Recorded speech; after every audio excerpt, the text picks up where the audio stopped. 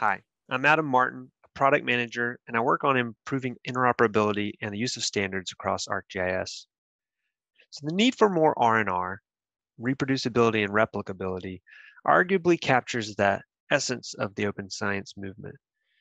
Quickly, some definitions. Reproducibility. It's when a researcher can continue to reproduce another researcher's product with the same methods and data and software. Replicability is a little bit higher level of rigor when a researcher can reproduce another's results using different samples of data and different software, but the same methodology.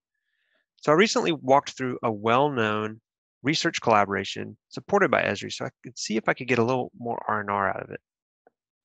And as my guide, I used the practical 5-star approach set out in a recent paper in the Annals of AAG, inspired by the Tim Berners-Lee 5-star model for linked open data on the web.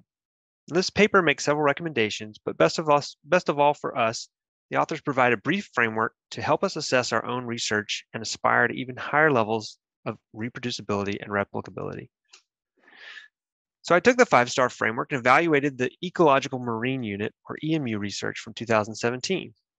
This project transformed measurements from the NOAA World Ocean Atlas into a 3D point mesh grid of the ocean globally, from sea surface to seafloor. And this 52 million data point grid was attributed with averages of 6 physical and chemical environmental parameters.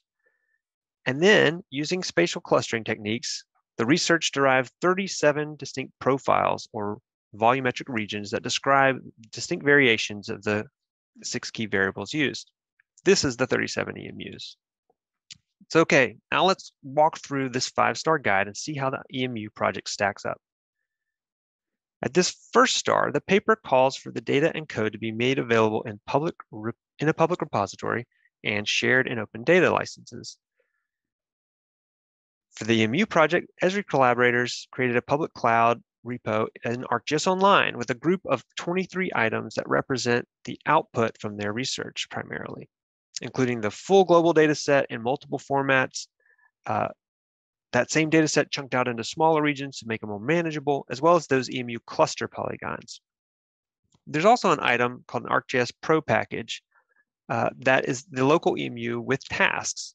And this particular item, when opened in Pro, ArcGIS Pro, the primary tool used for the original analysis, there's a series of pre-configured tasks or geoprocessing modules that intend to enable the user to reproduce each of those steps in the original analysis. Now, all these items are openly licensed using the Creative Commons version seen here. Now for star level 2, the paper calls for providing additional metadata about the data and code used in the analysis, including more details about provenance of the data as well as processing steps. You could argue that a peer-reviewed published article describing the project and the methodology more than checks this box.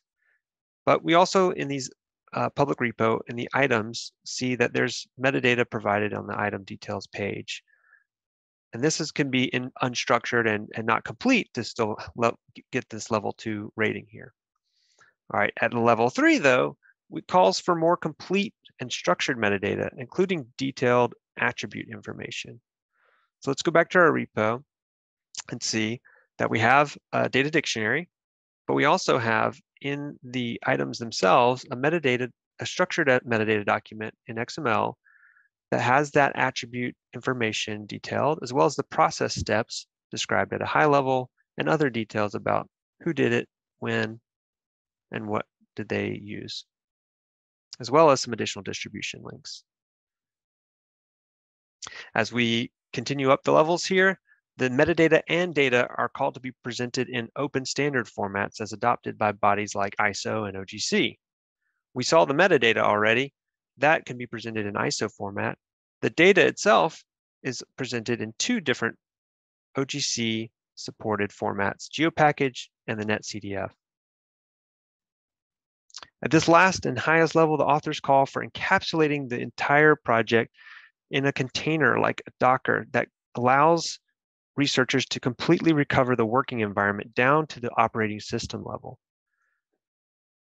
Now, while that particular standard of reproducibility is not being met with the EMU project, This local EMU tasks, Pro project with tasks that I mentioned before does encapsulate the steps in the analysis that are shown here on the screen with that original version of Pro, allowing users to reproduce the analysis as well as replicate the analysis using different data samples at a different geographic and temporal level.